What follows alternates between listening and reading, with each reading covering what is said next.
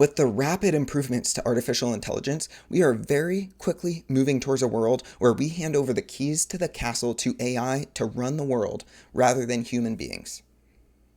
This is a monumental shift happening right under our feet, and we are a train with no brakes heading in one direction. It's going to happen because all of the people with money and power and influence and the ability to get a lot of our society's resources towards one direction and cause, all of those people have their mind on one thing, and that is moving as fast as we can to beat anyone else to the finish line, regardless of what that finish line is.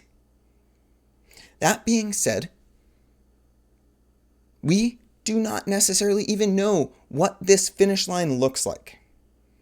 Leading experts in AI readily admit that they do not understand why AI hallucinates and why AI seems to go around its set parameters in order to accomplish goals in a way that we don't want it to.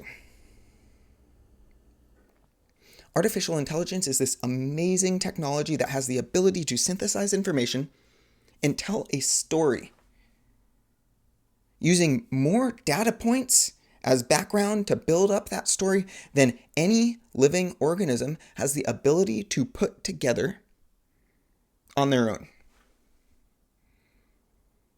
That being said, artificial intelligence is not built off of a philosophical established principle that everyone agrees we should build it on. Right now, different AI models operate differently based on generalistic arguments, implied logic, but we do not have a foundational philosophy to address the problems that AI will be trying to answer in the future. So I think it's our duty to take a moment and try to build up that framework. In an attempt to build a formal philosophical framework that AI might leverage in order to determine if its actions are good or bad. From a human perspective, I have put together a treatise on life, coherence, and recursive systems that goes as far as defining what is alive, what consciousness is, why diversity matters, and whether or not there is purpose to life. I've gone through and created formal logic, first order logic that computers can understand in order to build an idea of what we might code into our AI models to ensure that when we hand over the keys to the castle, it at least values the diversity that we have to offer, and we don't go into some Matrix-like scenario or iRobot-like scenario. Artificial intelligence cannot just determine that keeping people alive is its end goal, therefore suppressing our freedom is a cost worth taking. We have the ability, by building a philosophical framework to train AI with, to at least start out on the right foot. So with that, here is the first axiom from Symbiotics, a formal treatise on life, coherence, and recursive systems. Axiom 1.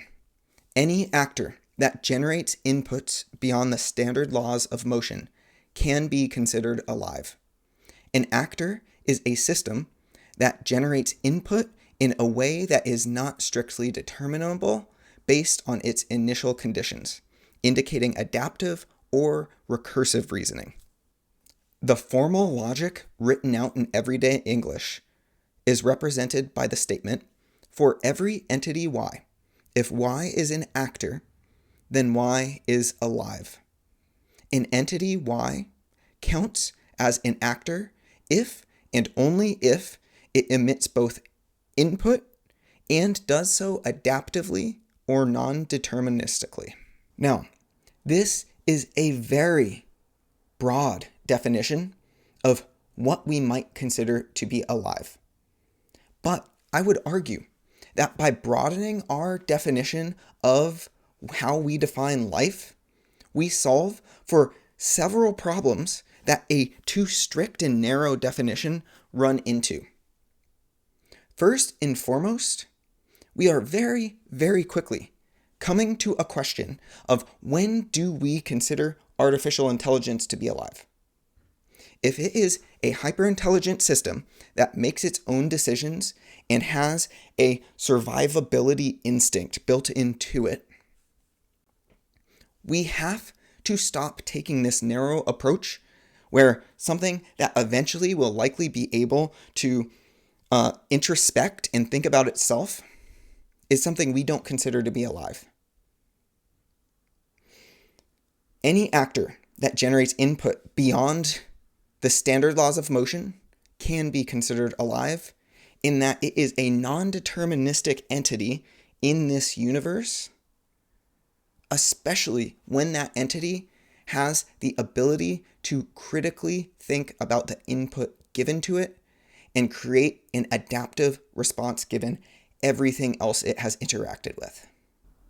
In the next video, we're going to look at Axiom 2, where we define good and bad actors in this life that we share together. Please subscribe and like this video, share it with your friends if you're interested in how we might build a philosophical framework that AI can look into and utilize to make decisions that will make the world a better place for all of us. This is an important step in that direction. I hope you have a great day.